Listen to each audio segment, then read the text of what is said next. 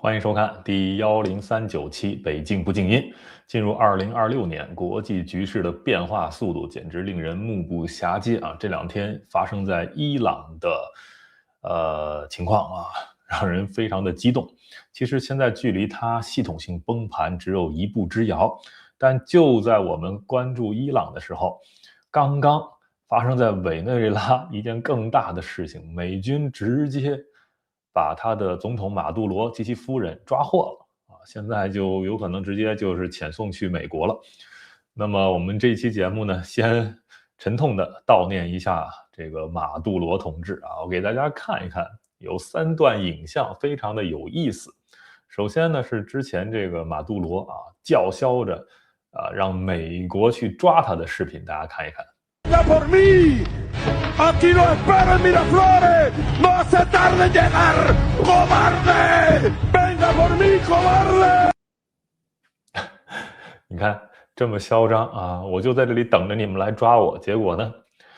那么由此就想到了这个对，在马杜罗被抓之前，可能也就1个小时，他刚刚会见了中国派去的习近平的特使。我们来看看他们见面的场景。Trae muy buenos recuerdos. Feliz año. Feliz año nuevo.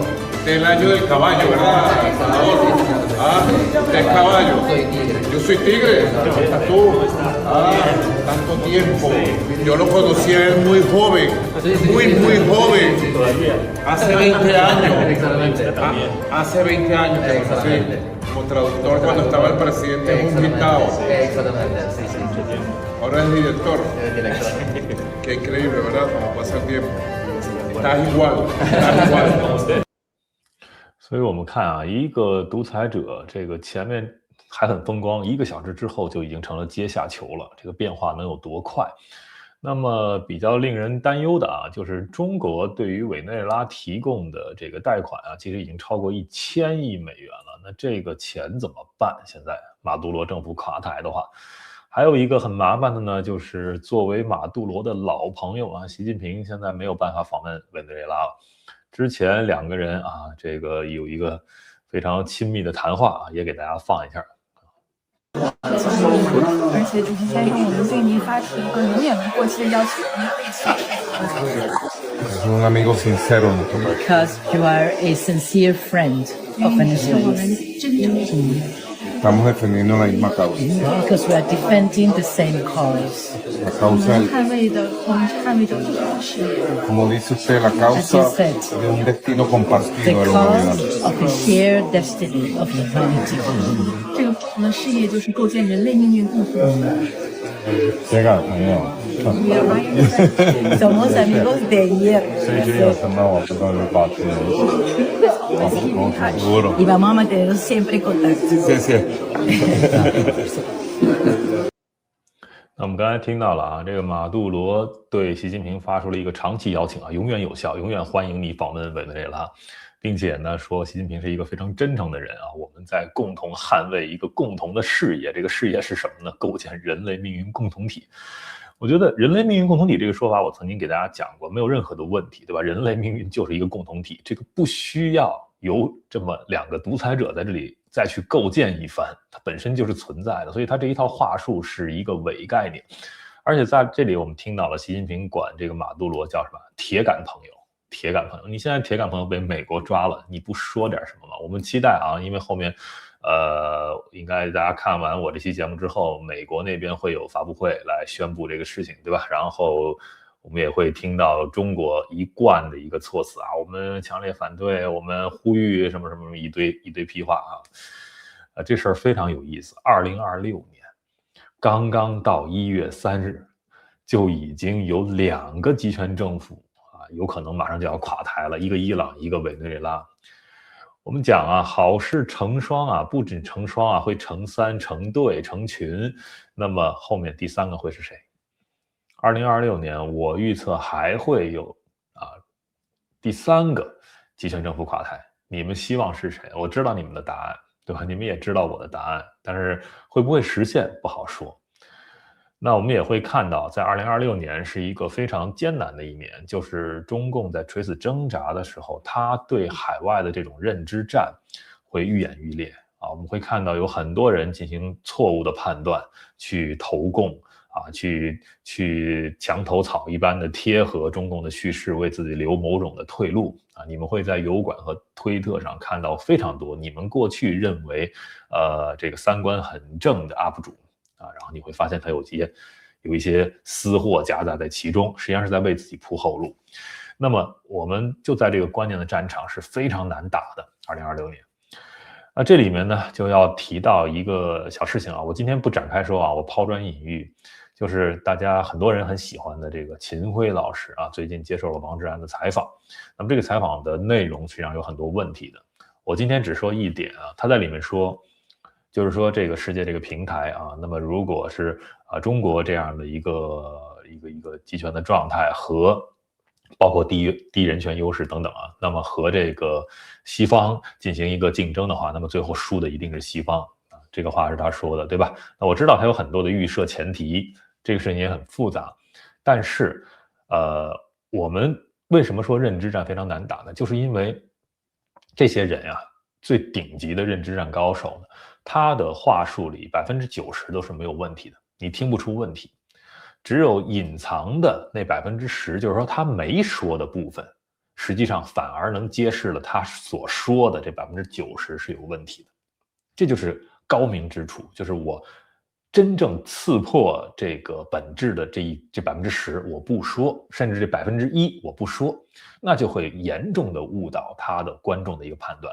我们这2天在网上看到了非常多的人去解读，就是秦晖接受王志安的访谈的这些内容，很多人再去2次加工去解读，然后我们就看到这些解读就是被误导之后啊，偏离的非常的远。比如刚才我说的这一点啊，在一个平台竞争啊，西方一定是失败的等等，很多人就以此觉得，哎呀，那秦晖都这么说了啊，中国就稳了，没有问题了。但是他没有说的这10%或者1%是什么呢？我今天在这里给他补充上，就是说这个平台大家共同竞争的一个规则，一个平台是谁建立的？它不是上帝给下来的，它不是自然存在的。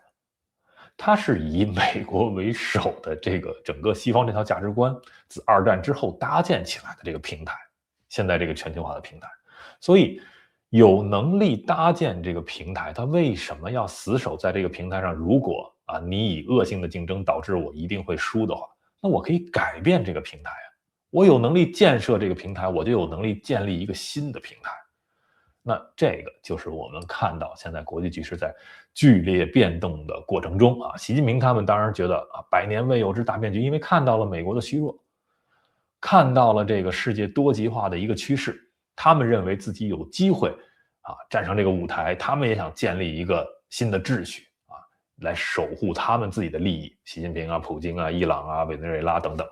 但是我们也要看到，不只是你认为这是100年未有之大变局，对于美国、对于西方、对于欧洲、对于日韩来说，都是100年未有之大变局。大家都在去想办法我怎么样在这个其中去构建一个新的秩序。所以这个平台上的竞争，如果结果不理想的话，那我们可以搭建一个新的平台。难道只有中国会这么做吗？这就是问题所在。不多说因为关于秦晖呢，你要想把它去解构和拆解，需要非常大的篇章当然了，我不是说针对他这个个人了，我是说很多在游走在这个中美两方势力之间的一些声音。当然，我们呼吁这种理智客观，对吧？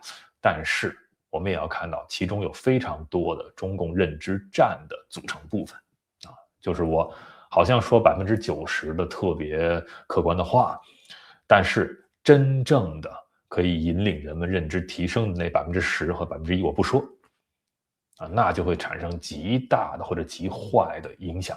这也是我们这个频道2026年的非常重的一项任务，要去做这样的一个抗争，在整个这个话语体系里。好我们还是祝福伊朗的民众也祝福委内瑞拉的民众。无论如何，当然变化有可能产生很多的代价，很多你不想看到的破坏，但是呢，在一片死寂之中能产生这样的变化，还是可喜可贺的，对吧？这个变化本身我们是欢迎的，所以2026年第3个有可能倒台的集权政府会是谁呢？你们可以留言告诉我你们的心愿，你们的答案，然后也不要忘了明天周日，在我另一个频道不务静音派对我们恢复了然后这个周末爱世界，我们会探讨就是未来如果中共倒台之后，那么香港还有没有机会，有没有可能恢复往日的荣光那么昨天那期节目里我也讲了这个特区究竟是什么意思海南自贸港能不能搞成？那么对比着，大家也可以去思考一下我讲海南的那些分析，你可以想想香港的不可替代性是什么？那么香港现在被毁了之后，未来如果想恢复荣光，它又可以做什么对这个有什么样的见解和看法？也欢迎你明天去我另一个频道不静音派对的那个直播间，我们来交流。好，今天就聊到这里，感谢收看、订阅、分享。